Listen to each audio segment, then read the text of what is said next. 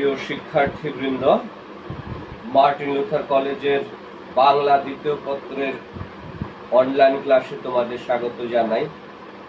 আমরা দ্বিতীয় পত্রের সহপাঠ অংশের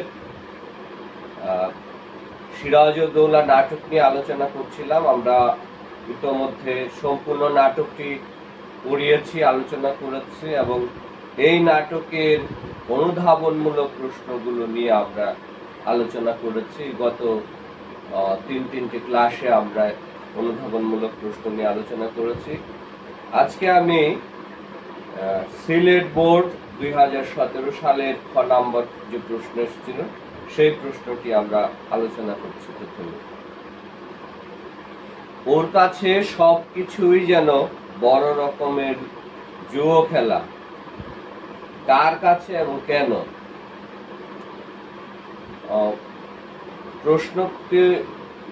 প্রশ্নোক্ত এই উক্তিটি রবার্ট ক্লাইভ সম্পর্কে করা হয়েছে।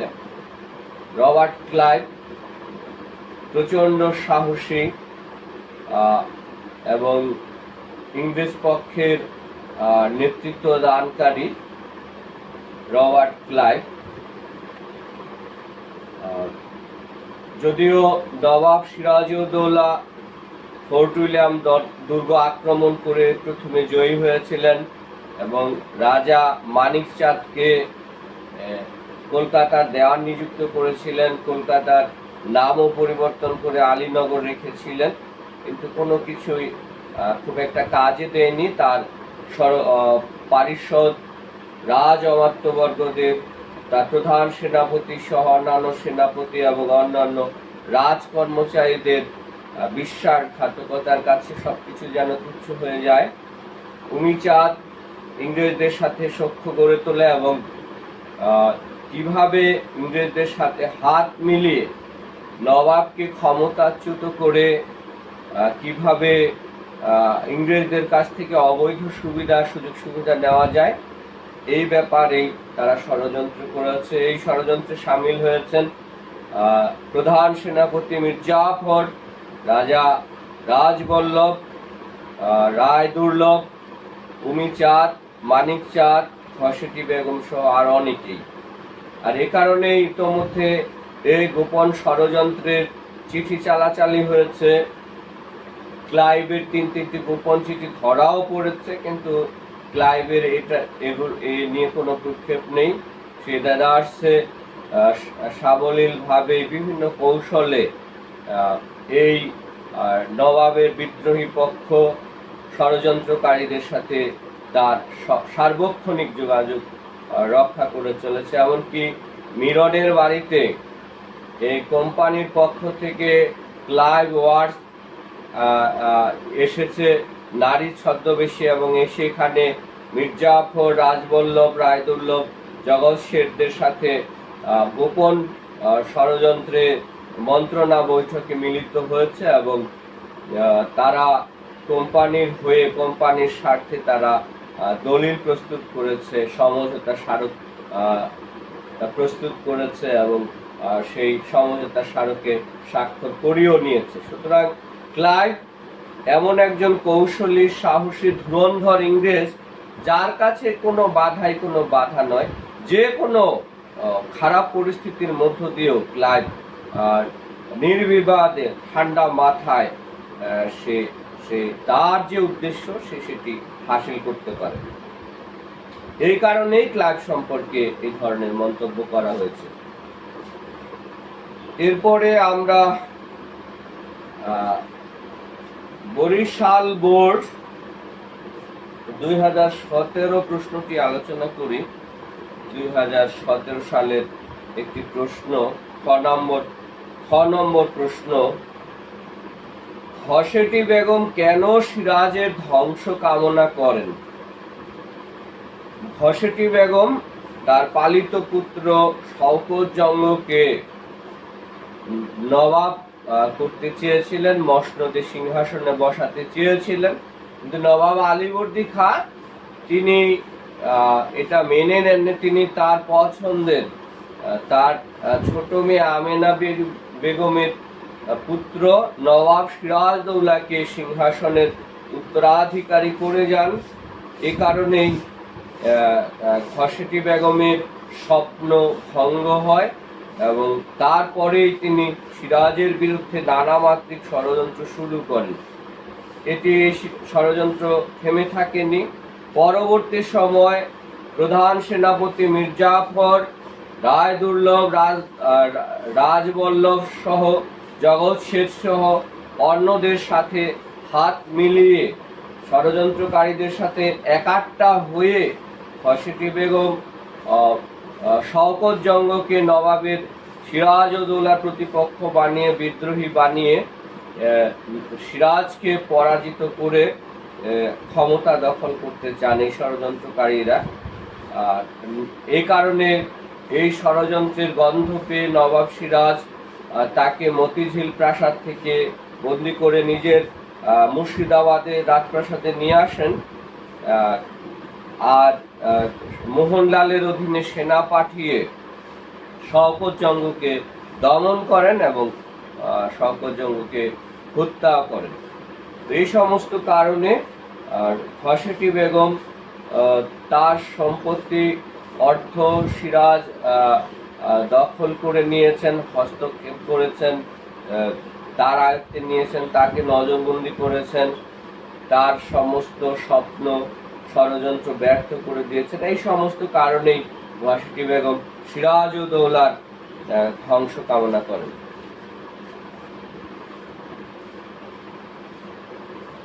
ব্রিটিশ সিংহ ভয়ে লেজ গুটিয়ে নিল, এ বড় লজ্জার কথা। এটি আমরা আলোচনা করেছিলাম।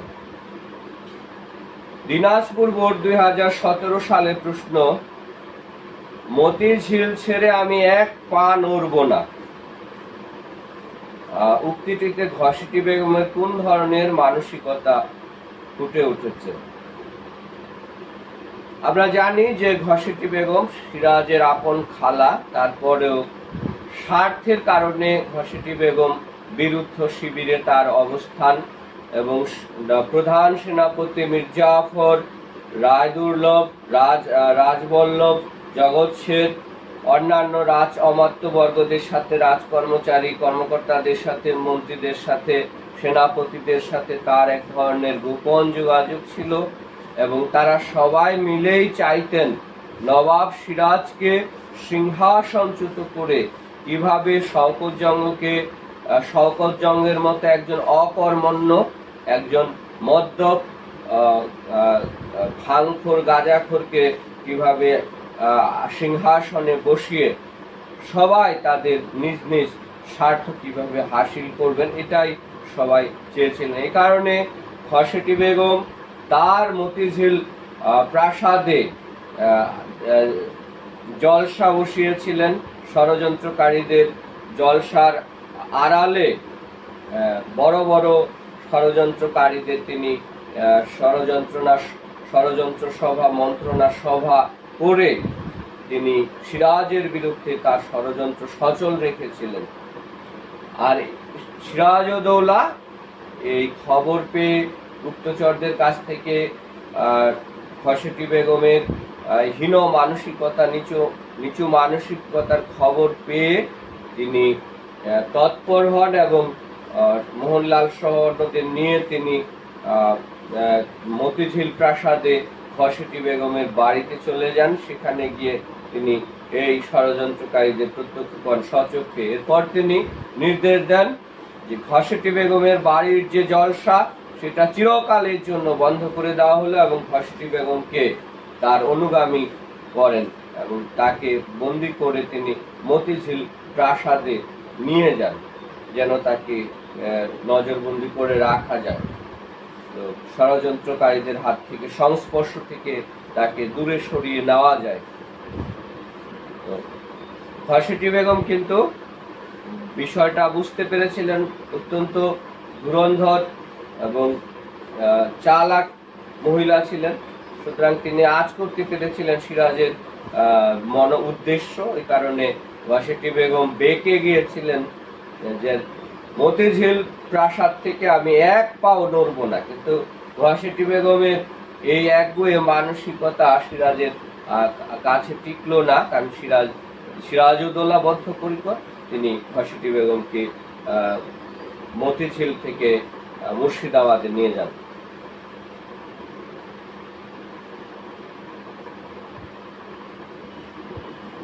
রাজশাহী বোর্ড 2016 সালের একটি প্রশ্ন আলোচনা করছি আমরা। শুধু ওই একটি পথেই আবার আমরা উভয়ের কাছাকাছি আসতে পারি কিভাবে? নবাব সিরাজউদ্দৌলার উক্তি এটি। নবাব সিরাজউদ্দৌলা আজ করতে পেরেছিলেন, বুঝতে পেরেছিলেন, টের পেয়েছিলেন, অনুধাবন করতে পেরেছিলেন যে তার বিরুদ্ধে গভীর থেকে গভীরতর ষড়যন্ত্র হচ্ছে, এবং তার কাছের মানুষ যারা, রাজপ্রাসাদের কাছের মানুষ যারা, তার রাজ অমাত্যবর্গ, তার প্রধান সেনাপতি, তার অন্যান্য কোনো সেনাপতি এবং অন্য যারা কাছের মানুষ, এতদিনের শুভাকাঙ্ক্ষী মানুষ যারা রাজপ্রাসাদে, যাদের রুটি রুজির ব্যবস্থা, যারা এখান থেকেই নবাবের অধীনে বিভিন্ন রকম পদে আসীনাচ্ছেন, এই মানুষগুলোই নবাব সিরাজউদ্দৌলার বিরুদ্ধে ষড়যন্ত্র করছে, এবং তিনি এটা বুঝতে পেরেছিলেন। তার গুপ্তচরদের মাধ্যমে একেবারে পাকা খবর তার কাছে ছিল। এই কারণে তিনি যখন সেই লবণ ব্যবসায়ীদের উপর অত্যাচারের বিষয়ে তার কর্মকর্তাদের, অমাত্যবর্গদের কাছে কিছুটা কৈফিয়ত চেয়েছিলেন, এবং তিনি বলেছিলেন যে তাদের পরামর্শ ক্রমেই ইংরেজদের লবণ ব্যবসা করার, বাণিজ্য করবার সুযোগ দেওয়া হয়েছিল, যে যাতে করে দেশের অর্থনৈতিক অবস্থাটা সচল হয়, ভালো হয়, কিন্তু বিনিময়ে ইংরেজরা দেশীয় প্রজাদের উপর নানামাত্রিক শোষণ, নির্যাতন এবং অত্যাচার শুরু করে। এই কারণে নবাব তাদের কাছে জবাবদিহি চেয়েছিলেন, আর এই ঘটনায় নবাবের প্রতি তারা রুষ্ট হয়েছেন, এবং প্রত্যেকেই বারবার নবাবের মতলব জানবার জন্য বলছিলেন যে নবাব যেহেতু তাদের প্রতি যে আচরণ করেছেন, রুষ্ট হয়েছেন, নবাবের এই ষড়যন্ত্রকারীদের প্রতি যদি নবাবের মনোভাব পরিবর্তন না হয়, তাহলে তারা নবাবের সাথে একসাথে হয়ে কাজ করবেন কিনা এই ব্যাপারে তাদের সন্দেহ রয়েছে। কিন্তু সিরাজ তখন তাদের দেশের কথা স্মরণ করিয়ে দিলেন, দেশপ্রেমের কথা স্মরণ করিয়ে দিলেন, এবং দেশ ও দশের কল্যাণে, দেশপ্রেমের কথা ভেবে, জনগণের কথা ভেবে, দেশের কল্যাণের কথা ভেবে এই ষড়যন্ত্রকারীরা যেন সমস্ত দ্বিধা, দ্বন্দ্ব, মতবিরোধ ভুলে যায়, একসাথে হয়ে তারা সবাই নবাবের সাথে মিলেমিশে কাজ করে, নবাবের নির্দেশক্রমে ভালোবাসার, দেশপ্রেমের চেতনায় উদ্বুদ্ধ হয়ে তারা দেশের জন্য কাজ করে, দেশের স্বাধীনতা রক্ষার জন্য কাজ করবে। এ কারণে আমরা দেখি যে নবাব সিরাজউদ্দৌলার কলকাতায় ওয়াটসন তার আদেশ অমান্য করছে, আবার ক্লাইভ আলীনগরে সন্ধি বরখেলাপ করে চন্দননগর আক্রমণ করছে, নানা জায়গায় ইংরেজরা যে অরাজকতা সৃষ্টি করছে, তাদের যদি এখনই দমন করা না যায়, প্রতিরোধ বাধা দেওয়া না যায়, তাহলে ভবিষ্যতে হয়তো তারা দেশীয় রাজ ক্ষমতায় তারা হস্তক্ষেপ করতে বিন্দুমাত্র দ্বিধা করবেন না। এটি নবাব সিরাজউদ্দৌলা বুঝতে পেরেছিলেন, আর এই কারণে দেশপ্রেমের চেতনায় তিনি তার রাজ অমাত্যবর্গদের, তার কাছের মানুষ যারা, তাদের সবাইকে উদ্বুদ্ধ করতে চেয়েছিলেন। আর এই একটি পথ আছে, সেই একটি পথ হলো দেশের কল্যাণ, দেশবাসীর কল্যাণ, দেশবাসীর মঙ্গল। সুতরাং সব দ্বিধাদ্বন্দ্ব ভুলে গিয়ে এই দেশবাসীর কল্যাণের কথা চিন্তা করে যেন সবাই একসাথে কাজ করতে পারে। কিন্তু এতে লাভ হয়নি কোনো। নবাবের সামনাসামনি তারা কুরআন শরীফ, গঙ্গা, তুলসী পাতা, গঙ্গা জল এগুলো দিয়ে প্রতিজ্ঞা করেছিলেন, কিন্তু তারা কেউ কিন্তু সেই প্রতিজ্ঞা রক্ষা করেননি। সবাই কিন্তু বিশ্বাসঘাতকতা করেছিলেন।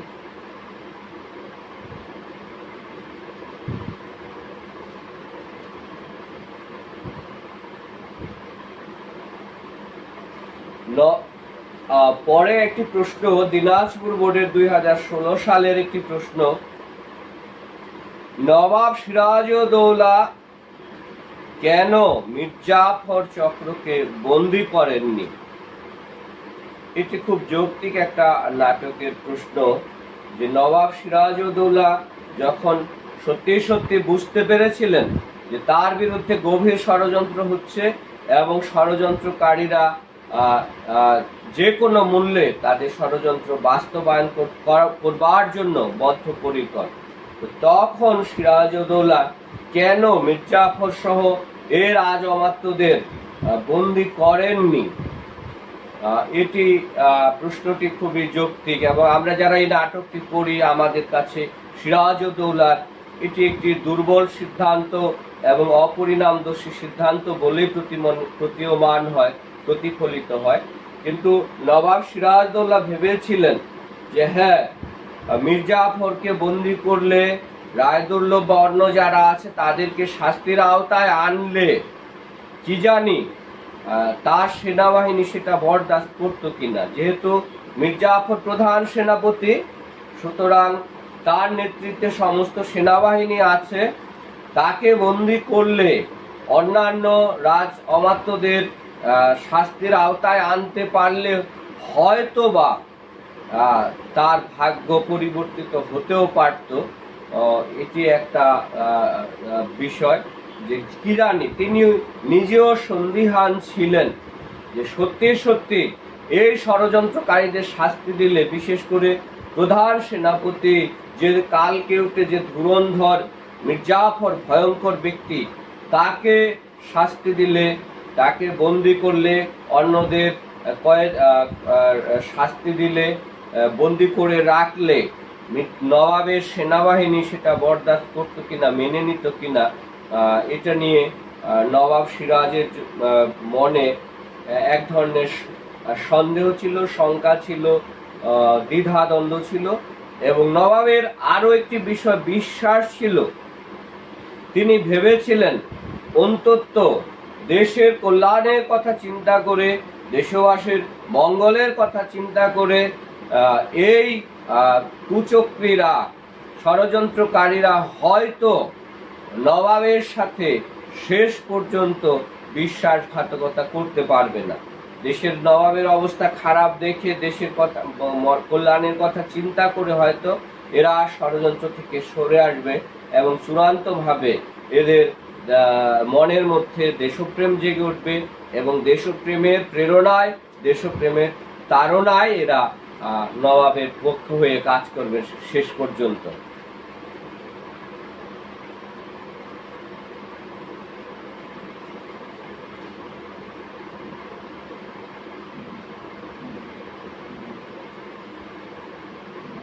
প্রতারণার চেষ্টা করবেন না, কথাটি কে কেন বলেছেন? সিলেট সরকারি কলেজের প্রশ্ন, এটি টেস্টের প্রশ্ন ছিল।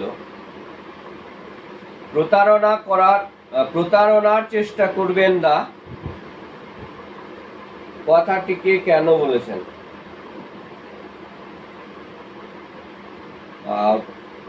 এই উক্তিটি মোহনলালের, সেনাপতি মোহনলালের উক্তি এটি। মোহনলাল গুপ্তচরের মাধ্যমে খবর পেয়েছিলেন যে মির্জাফরের পুত্র মিরনের বাড়িতে জলসা বসেছে এবং সেই জলসার অন্তরালে মিরন, মির্জাফর, রায়দুর্লভ, রাজবল্লভ সহ এবং ইংরেজরা অনেকেই সেখানে গোপন ষড়যন্ত্র প্রায়ই করে থাকেন। তিনি ওই দিনও খবর পেয়েছিলেন মোহনলাল যে মিরনের বাসগৃহে সেখানে নাচ গানের নাম করে, জলসার নাম করে ষড়যন্ত্রকারীরা একত্রিত হয়েছে এবং এই কারণে মোহনলাল সেখানে অতর্কিত উপস্থিত হন এবং গিয়ে দেখেন সত্যি সত্যি সেখানে বড় রকমের একটা জলসা বসেছে এবং ষড়যন্ত্রকারীরা সেখানে উপস্থিত আছেন। ঘসেটি বেগম আছেন, রাজবল্লভ আছেন, রায়দুর্লভ আছেন, আরো অনেকেই আছেন।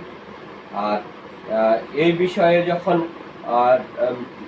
মোহনলাল মিরনের কাছ থেকে জানতে চেয়েছিলেন, তখন কিন্তু মোহনলাল তার কথা ঘুরিয়ে ফেলেন, কৌশলে বিষয়টি এড়িয়ে যাবার চেষ্টা করেন।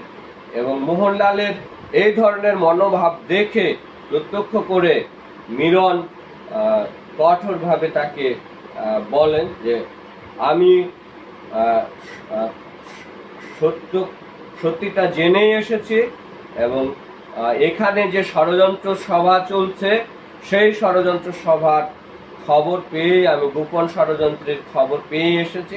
সুতরাং এখানে আপনি প্রতারণা করার চেষ্টা করবেন না, কোনো কিছু সত্য গোপনের চেষ্টা করবেন না, তাহলে কিন্তু আমি সেই ব্যাপারে ব্যবস্থা নিতে বাধ্য হব।